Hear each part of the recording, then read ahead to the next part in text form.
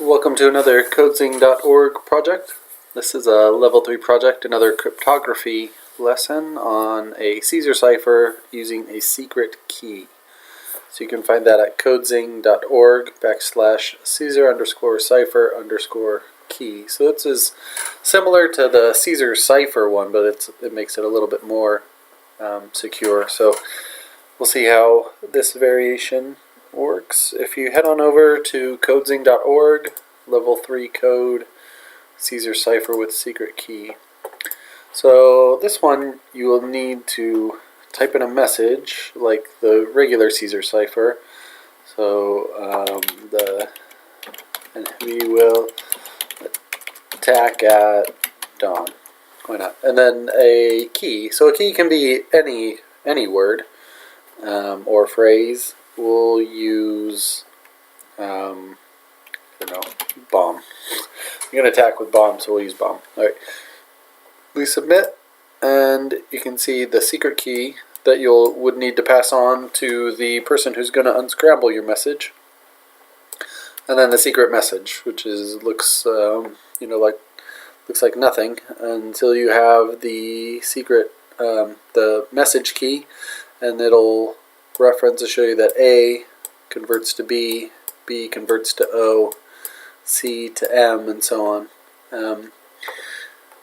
You can see what's happening here. So with a regular Caesar cipher, you selected a shift, or the computer program randomly picked a shift, and it moved the entire alphabet, kind of offsetted a certain number of characters. With this one, you can kind of see what's happening, that it's taking this secret key, bomb, and for each unique character, which is just the B, the O, and the M, those come first. So B, O, M, and then it's going to be the regular alphabet, but without those characters in it.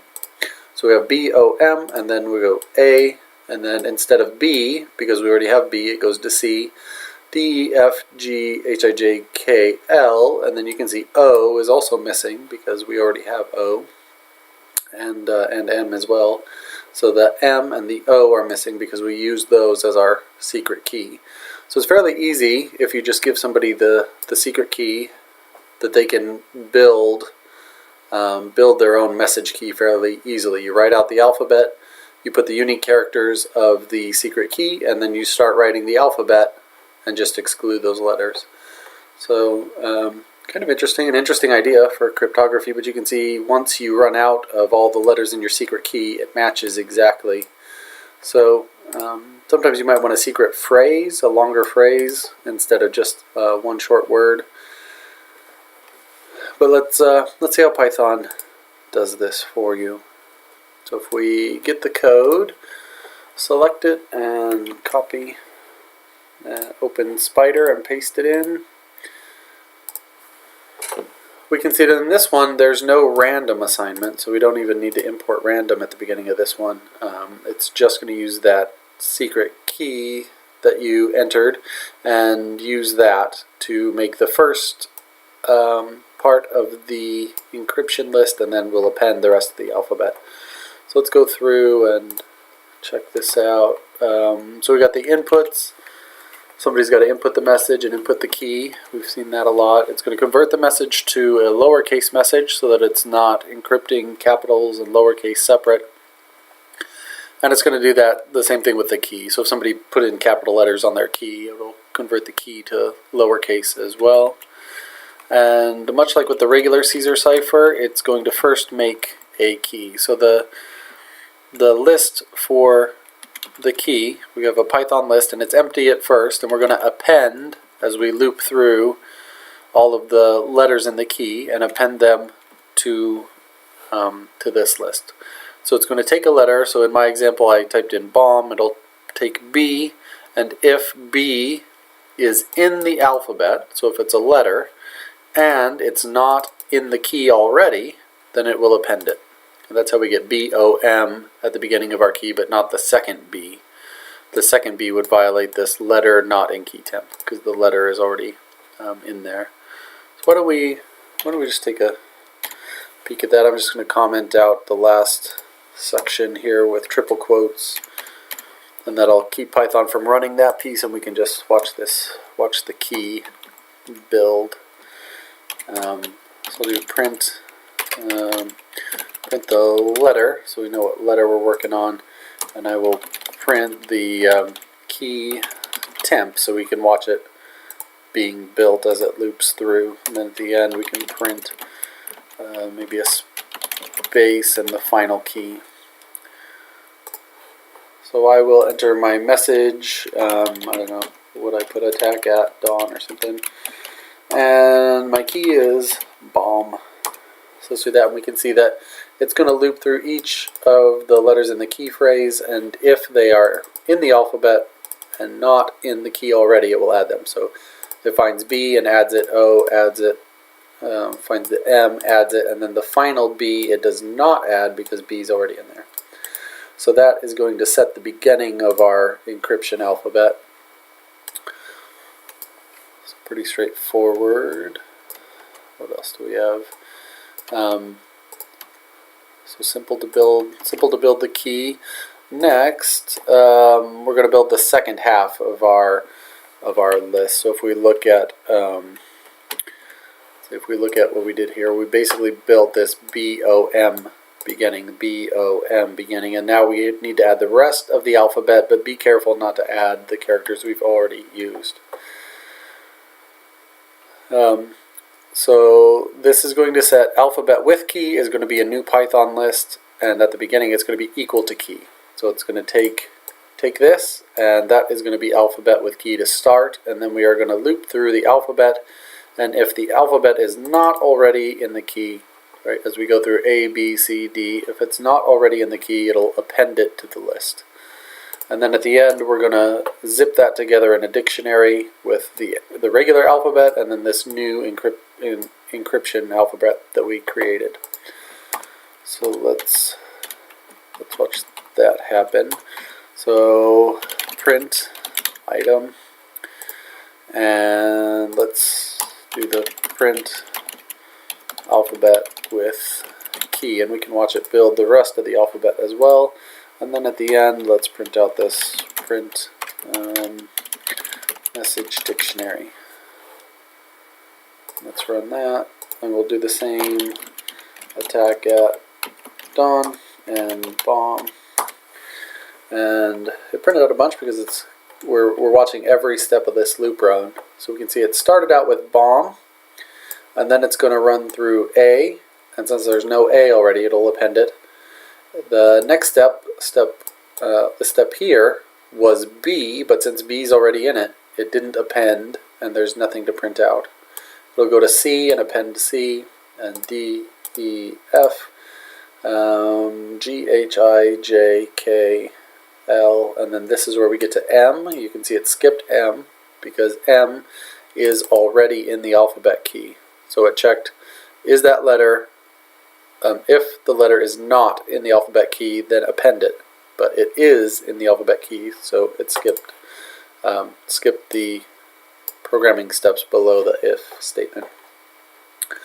It does the same thing for O. You can see it skips O because we already have O at the beginning. And it makes its way all the way through the alphabet to Z and prints out the final encrypted alphabet. So we have BOM from our bomb secret key, and then A through Z to finish out the alphabet. The final step here, converting those two lists, so taking the list alphabet and the list alphabet with key, which is our encrypted alphabet, and zipping them together into a Python dictionary. So that's two functions. So zip and dict, and it creates this, which is our dictionary. So we have a key, A, and a value for A is going to be B. Our key for the next letter is B, and the value is O, and so on. So it's basically just taking the first one from there and the first one from there, and the first one from the regular alphabet, A. So you can see the regular alphabet is our keys, A, B, C, D, E, F, G, and taking the first one from our encrypted alphabet. So A, B, B, O, C, M, D, A, and so on to finish out the entire kind of encryption alphabets. into one dictionary that we can use to look up and assign for our message we're going to encrypt.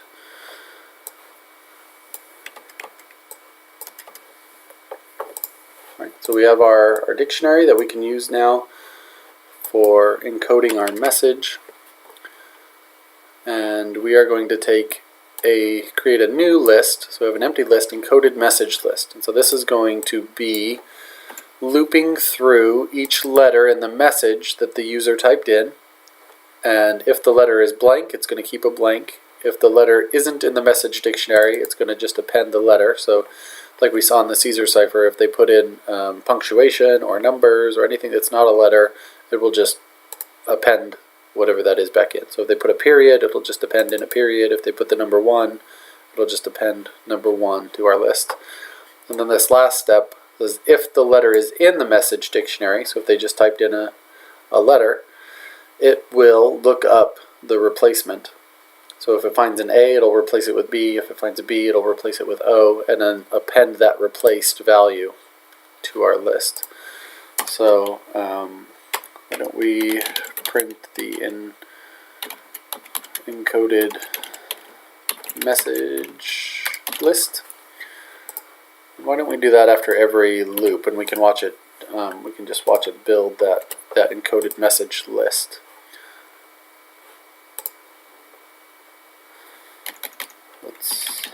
Just want to comment out this last piece so it doesn't get mixed in.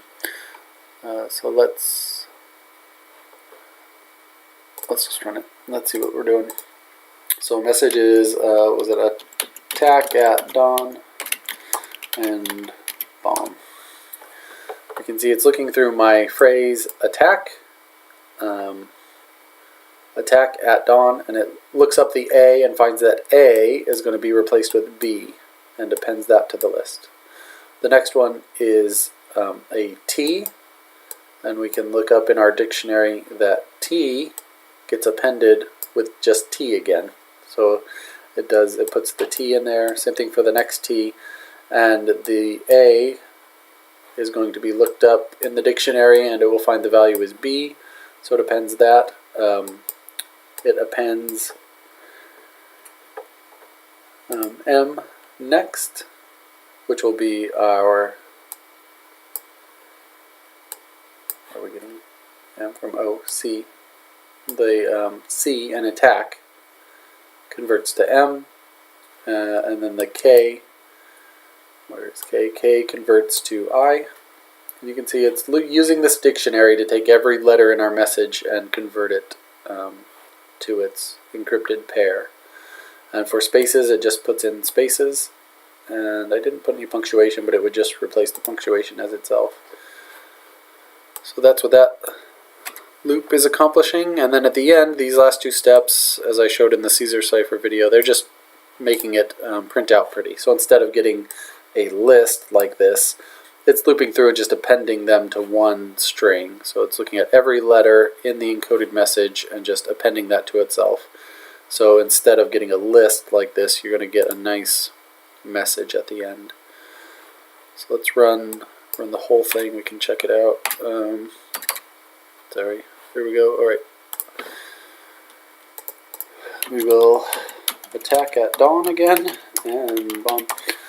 And you can see instead of printing out this kind of ugly looking list, it prints out a nice string of the BTTB. It's just making it a string. That's what this for loop is doing.